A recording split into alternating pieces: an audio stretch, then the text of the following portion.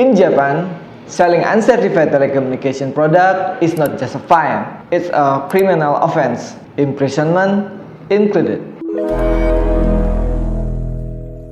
Japan is one of the most mature telecommunication market in the world. High mobile penetration, fast 5G rollout, and tech-savvy population driving constant demand. However, before the telecommunication product touch the market, you need RF certification in Japan. The certification is commonly known as MIC certification. MIC stands for Ministry of Internal Affairs and Communication. This is something interesting. MIC doesn't test your product or issue the certificate either. Instead, they appoint with registration certification body or RCB to test your product and issue the certificate on their behalf. Prove that your product meets Japan technical, safety, and compatibility standard with the certificate. Without the certificate, your shipment doesn't clear because the custom will check it. Japan organized the certification into 5 classifications. The first is Specific Radio Equipment or SRE, device that internationally emit radio signals like Wi-Fi router, Bluetooth speakers, and drones. The second is Specific Radio Equipment or SSRE, lower power version of SRE such as Bluetooth Low Energy Tracker. The third is telecommunication terminals, device connecting to public network like IP phones and broadband routers.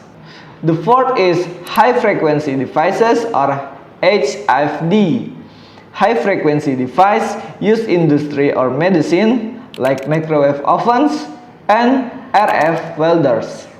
And the last is extremely low power devices or ELP, extremely low power devices such as RFID tags and key fobs. Applicant for RF certification in Japan only registered local company. This include importer, distributor, or manufacturer. Foreign companies without presence in Japan must appoint with importer or distributor, act on their behalf. No local entity, no application.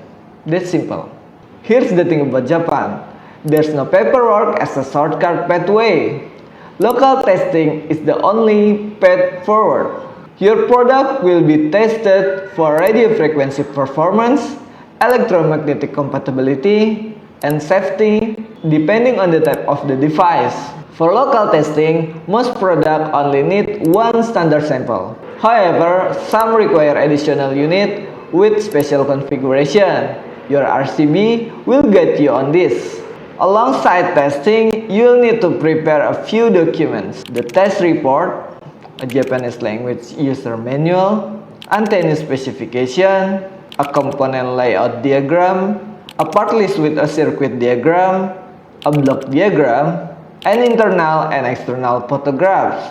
Once testing wraps up and documents submitted, the RCB reviews everything for completeness. Pass this process and MIC certificate will issued almost immediately.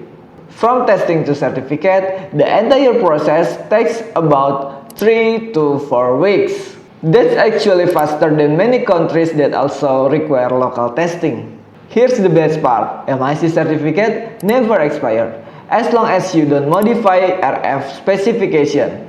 Certificate stay valid indefinitely.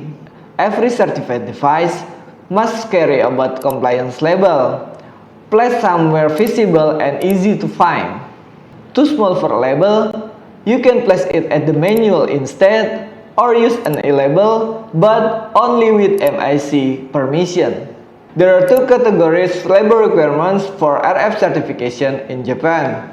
For SRE, SSRE, and telecommunication terminal, this is called the GTK mark. The R symbol applies to device that internationally emit RF signal. The T symbol applies to device connected directly to public telecom network. Alongside the R and T, you also see a number code covering device type, certification year, and the certifying body's number. On paper, Japan's certification system looks clean and well organized, but in practice, maybe you will need a guidance. Since 2008, DMulti has guided hundreds of clients through thousands of RF certification projects, including in Japan. Let us handle the testing mess so you can focus on launching your product. If you want to know everything about RF certification in the world, subscribe. I will see you in next video.